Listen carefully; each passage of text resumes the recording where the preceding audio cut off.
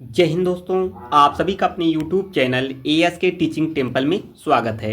आज की इस वीडियो के थ्रू हम लोग सॉल्व करने वाले हैं दोस्तों राजकीय इंटर कॉलेज प्रवक्ता परीक्षा यानी जो जीआईसी की परीक्षा हुई दोस्तों 2015 में। इसके हम सामान्य अध्ययन को यानी जीएस के प्रश्नों को सॉल्व करेंगे जो 30 नंबर के प्रश्न पूछे जाएंगे। इससे पहले वाले में दोस्तों 40 प्रश्न थे। जो ये 2015 का पेपर होगा तो इसमें 30 प्रश्न होंगे। सभी एग्जाम के पॉइंट ऑफ व्यू से ये वीडियो अति महत्वपूर्ण होने वाली है, तो आप सभी वीडियो के लास्ट तक बने रहिएगा। ऑलरेडी चैनल पर दोस्तों एलटी और जीआईसी के सॉल्व कराए गए हैं पीआईक्यू को, तो उससे आप लोग जरूर देखिएगा। आइए स्टार्ट करते हैं आज की इस प्रीवियस ईयर क्वेश्चन पेपर को। विस्तृत व्याख्या देखेंगे डिटेल एनालिसिस के साथ।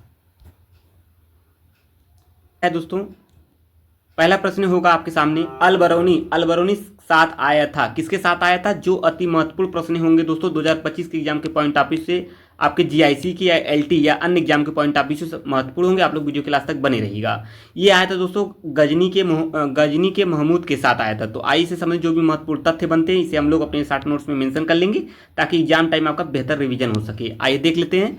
अलबरूनी गजनी के महमूद गजनवी के साथ भारत आया। यह एक फारसी विद्वान, लेखक, धर्मज्ञ तथा इसकी प्रसिद्ध जो रचनाएं हैं किताबुल हिंद है दोस्तों, तहकीक हिंद है। ये प्रश्न पूछा गया है। इसके अतिरिक्त जो महमूद गजनवी के दरबार में फिरदौसी एंड उतबी आदि विद्वान थे। ये महत्वपूर्ण तथ्य इसे आप लोग शॉर्ट नोट्स में मेंशन करते हुए चलेंगे। और साथ ही साथ दोस्तों मोहम्मद गजनवी ने 1009 से 1027 तक भारत पर 17 बार आक्रमण किया था। ये तथ्य पूछा गया है दोस्तों। और साथ ही साथ महमूद के दरबारी जो इतिहासकार हैं उतबी ने इसके आक्रमणों का जिहाद कहा है, जिहाद माना। जो ये 17 बार आक्रमण किया था इसे क्या माना है? ये इसे जिहाद के नाम से माना है, जिसका मूल उद्देश्य इस्लाम का प्रचार करना या बुत परस्ती, जिसे हम मूर्ति पूजा के नाम से जानते हैं, को समाप्त करना था। ये कुछ इंपॉर्टेंट तथ्य हो गए। आप लोग जीआईसी का एग्जाम देना है दोस्तों, तो बिल्कुल आप लोग इसका स्टार्ट नोट्स बना लीजिए। जो हम लोग पीवाईक्यू को सॉल्व कर रहे हैं इस चैनल के थ्रू एएस के टीचिंग टेम्पल के द्वारा, तो बिल्कुल आप लोग इसी तरीके से सॉल्व करिएगा। और जो तथ्य बनते हैं नेक्स्ट एग्जाम के पॉइंट ऑफ व्यू से, तो उसे आप लोग मेंशन करते हुए चलेंगे अपने शॉर्ट नोट्स में। आइए आगे बढ़ते हैं। प्रश्न दोस्तों, धौली स्थित है गंजाम, चिल्का, भुवनेश्वर या जयपुर में दोस्तों? तो राइट आंसर इसका हो जाएगा आपका सी, भुवनेश्वर में स्थित है। आपका कौन? आपका धौली। नेक्स्ट क्वेश्चन जो होगा, फायान भारत आया था। तो फायान भारत कब आया था? ये भी तथ्य महत्वपूर्ण होगा, हिस्ट्री का प्रश्न है। ये कब आया था दोस्तों? ये 399 एडी में आया था। तो आई से संबंधित जो भी तथ्य बनते हैं तथ्यों को हम लोग समझते हुए चलेंगे। फायान 399 ईसा पूर्व में चंद्रगुप्त द्वितीय के शासनकाल में भारत आया था। इसने अपने यात्रा वृतांत में मध्य प्रदेश को ब्राह्मणों का देश कहा था। मध्य प्रदेश को ब्राह्मणों का देश कहा, ये भी तथ्य महत्वपूर्ण, इसे आप लोग स्टार्ट कर लीजिए। और साथ ही साथ हम लोग देखेंगे आज की इस वीडियो के थ्रू प्राचीन काल में आने वाले जो अन्य विदेशी यात्री यानी विद्वान है, कौन कौन से क्रम पूछा गया, इसे भी आप लोग समझते हुए चलेंगे। मेगास्थनीज चंद्रगुप्त मौर्य के दरबार में आया था। और डायमेकस ये भी पूछा गया है, बिंदुसार के दरबार में आया था। और डायनोसियस ये अशोक के दरबार में आया था। और जो हेनसांग है ये हर्षवर्धन के दरबार में या शासन दरबार में आया था। ये कुछ इंपॉर्टेंट तथ्य हो गए, इसे आप लोग शॉर्ट नोट्स में मेंशन कर लीजिए ताकि 2025 का जब एग्जाम होगा दोस्तों जीआईसी का या दोस्तों एलटी का, सभी में महत्वपूर्ण भूमिका निभाएगा आपका शॉर्ट नोट्स। पीवाईक्यू को इसी तरह सॉल्व किया जाता है दोस्तों, सभी विस्तृत और एनालिसिस के साथ। तो आप सभी वीडियो क्लास तक बने रहेंगे। जल्द ही हम लोग 30 प्रश्नों को सॉल्व कर लेंगे और 30 महत्वपूर्ण प्रश्न हैं दोस्तों। तो आप लोग कमेंट जरूर करिएगा आज का वीडियो कैसा लगा। वीडियो को लाइक शेयर जरूर कर दीजिए। जो मित्र नए हैं चैनल पर दोस्तों, इस प्रकार की महत्वपूर्ण वीडियो एंड कॉम्पिटिटिव एग्जाम की तैयारी करने के लिए चैनल से जरूर जुड़ जाइए और चैनल को जरूर सब्सक्राइब कर दीजिए। कमेंट जरूर करिएगा दोस्तों। आइए अगला क्वेश्चन देखते हैं। नेक्स्ट क्वेश्चन क्या कह रहा है? नेक्स्ट है आपका, निम्नलिखित में से कौन दिल्ली का प्रथम सुल्तान था जो युद्ध में लड़ता हुआ मारा गया था? वो कौन सा था दोस्तों? तो कौन मारा गया था? तो ये आपका राइट आंसर हो जाएगा सी, इब्राहिम लोदी। अप्रैल 1526 को पानीपत के मैदान में इब्राहिम लोदी एवं बाबर के मध्य युद्ध लड़ा गया था, जिसमें इब्राहिम लोदी को पराजय हुई थी। इस प्रकार युद्ध में जो ये तथ्य थे। आइए आगे बढ़ जाते हैं, अगला तथ्य देख लेते हैं। लोदी वंश का जो संस्थापक था बहलोल लोदी था और सिकंदर लोदी ने 1504 में आगरा शहर की स्थापना की थी। यहाँ पे दो तथ्य महत्वपूर्ण, एक पानीपत का युद्ध कब लड़ा गया था और लोदी वंश का संस्थापक कब और किसने किया था। ये दो तथ्य महत्वपूर्ण, आप लोग इसे मेंशन कर लीजिए अपने शॉर्ट नोट्स में। कोली विद्रोह लोगों से संबंधित है। कोली विद्रोह किस लोगों से संबंधित है दोस्तों? इसका राइट आंसर है छोटा नागपुर, बंगाल, गुजरात, असम। तो राइट आंसर दोस्तों आपका गुजरात होगा। B is the right answer. Koli विद्रोह कब हुआ था? 1824 में, 1824 में पश्चिमी घाट एवं कच्छ के सीमावर्ती भाग में कोली जनजाति द्वारा किया गया यह विद्रोह था। तो आइए हम लोग आगे बढ़ते हैं दोस्तों। अगला प्रश्न देखते हैं। आप लोग यहाँ से देख सकते हैं जो भी महत्वपूर्ण तथ्यों को आप लोग नोट करना हो। आइए आगे बढ़ते हैं। ये रहा दोस्तों आपका अगला प्रश्न है, बिरसा मुंडा का कार्यक्षेत्र कौन था दोस्तों? तो आपको बताना है चंपारण, मुर्शिदाबाद, अलीपुर या रांची। तो राइट आंसर दोस्तों इसका हो जाएगा आपका डी यानी Ranchi. D is the right answer है।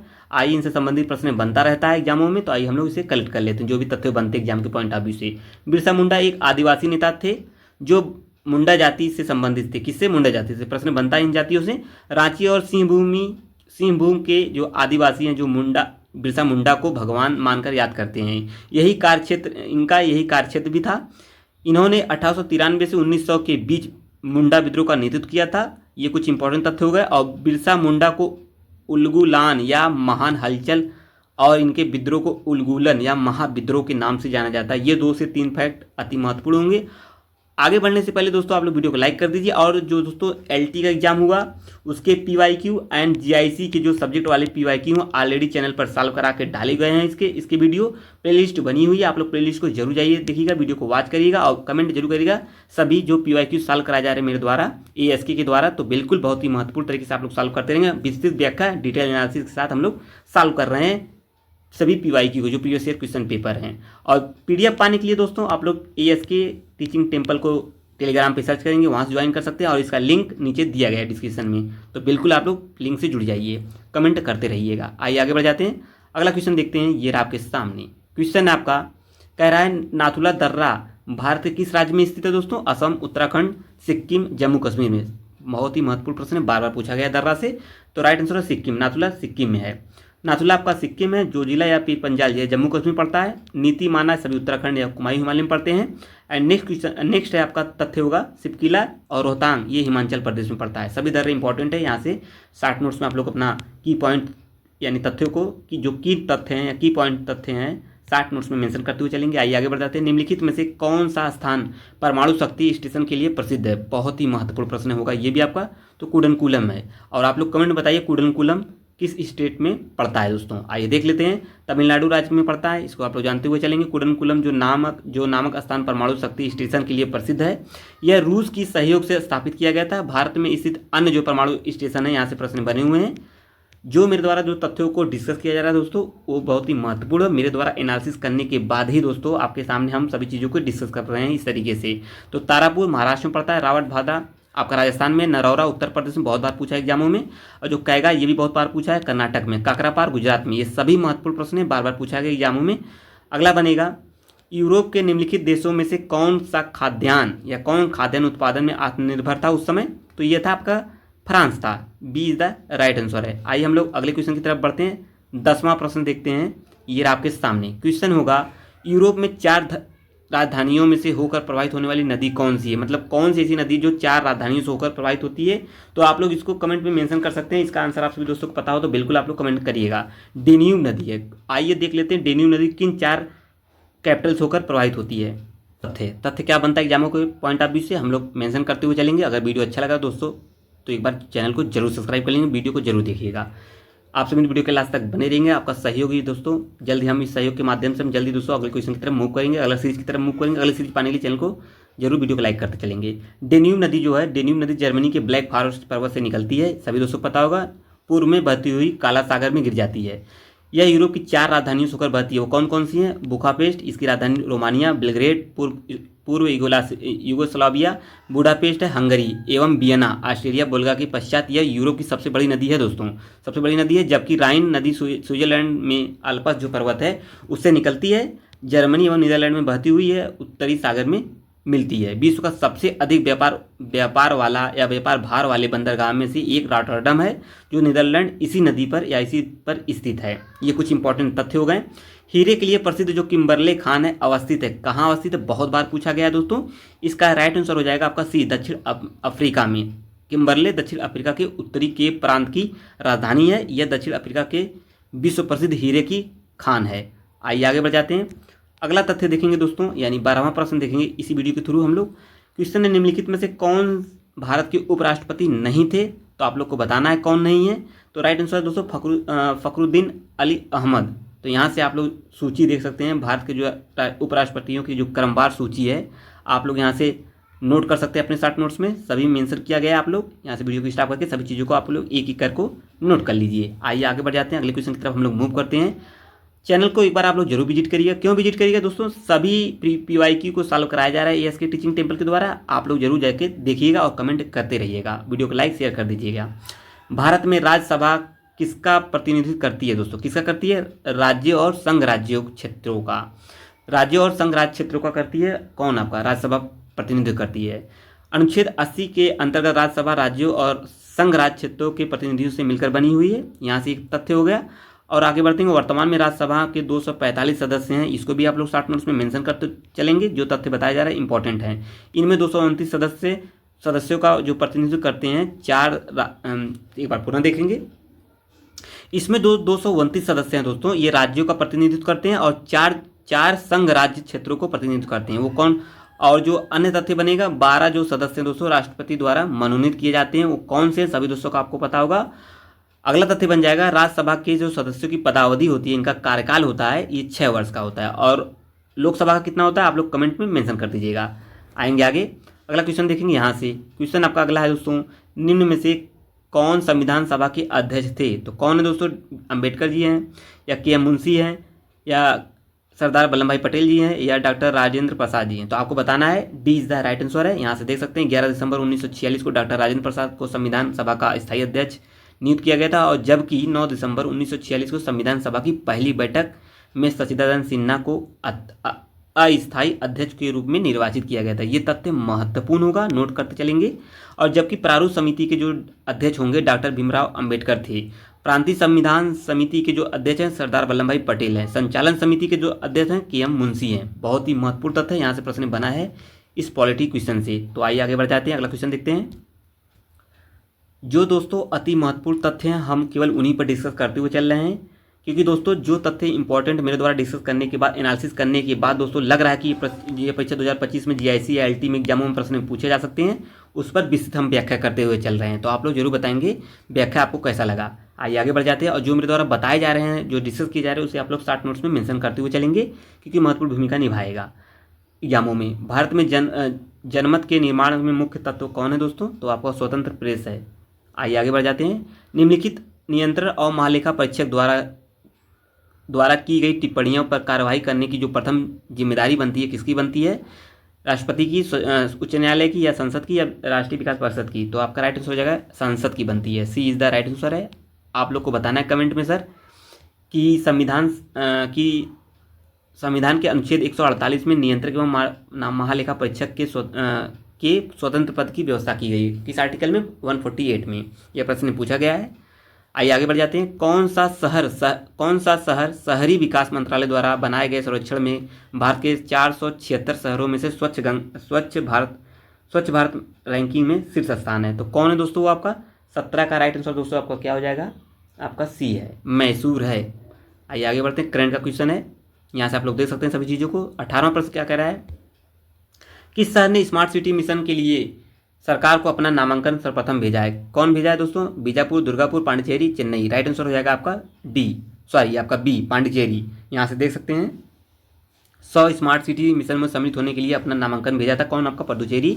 आइए आगे बढ़ते हैं। हाल ही में निम्न में से किसने टेस्ट क्रिकेट में कितना विकेट लिया था दोस्तों, टेस्ट क्रिकेट में आपका 40 विकेट। कितना विकेट, 40 विकेट है दोस्तों, ये 400 विकेट है दोस्तों, थोड़ा सा चीज़ें कट गई हैं। 400 विकेट पूछा है, ठीक है।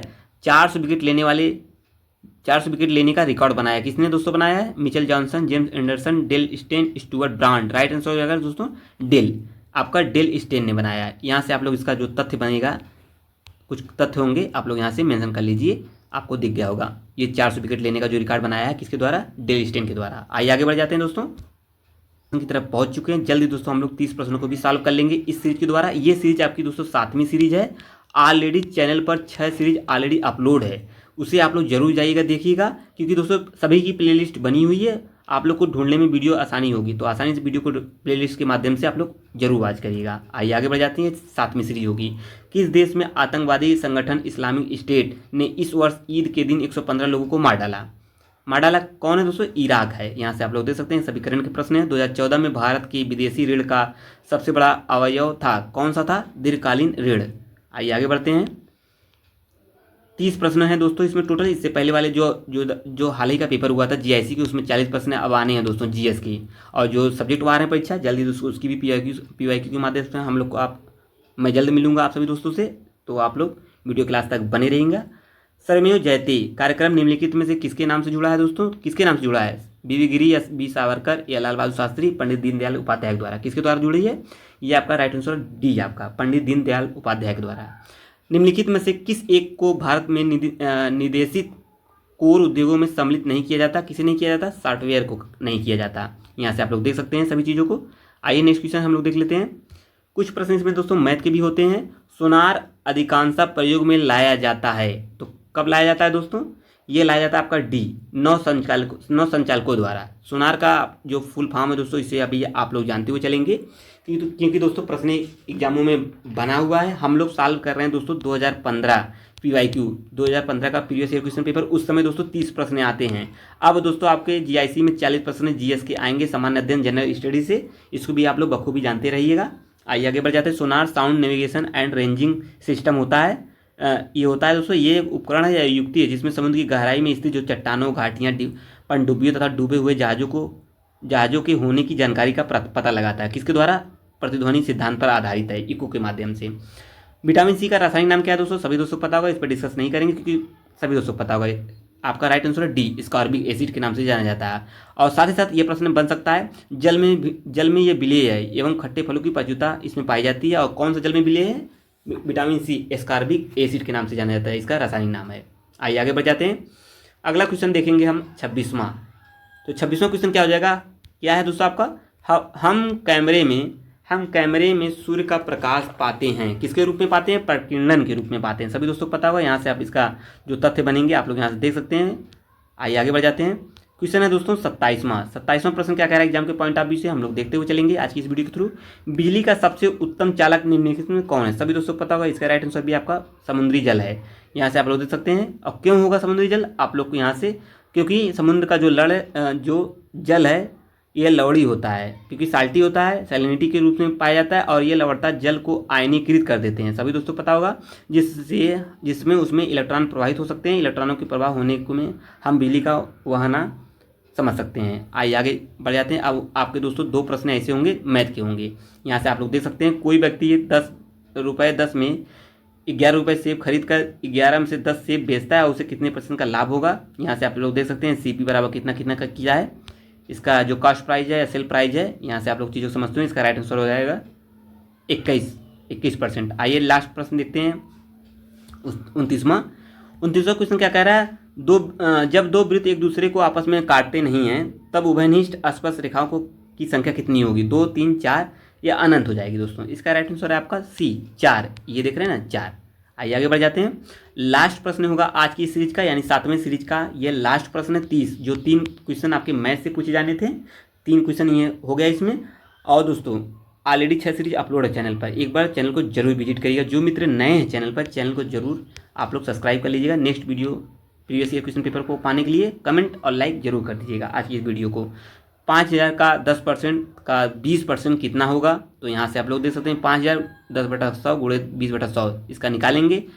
काटने पर आएगा दोस्तों आपका 100। यहाँ पे आप इसका राइट आंसर है ए इज द राइट आंसर है। अब बताएंगे वीडियो कैसा लगा दोस्तों। आप सभी दोस्तों को सभी चीज़ें आसानी से समझ में आई होंगी। अगर कोई क्वेश्चन आपका होगा तो दोस्तों आप लोग कमेंट में मेंशन करिए, मेरे द्वारा उसका आंसर जरूर दिया जाएगा। सभी शानदार तरीके से हम लोग PYQ को सॉल्व कर रहे हैं बाई किसके द्वारा दोस्तों? व्याख्या सहित हल प्रश्न पत्र के माध्यम से दोस्तों। तो बिल्कुल आप लोग निश्चित पाने के लिए जुड़े रहिएगा। जय हिंद दोस्तों।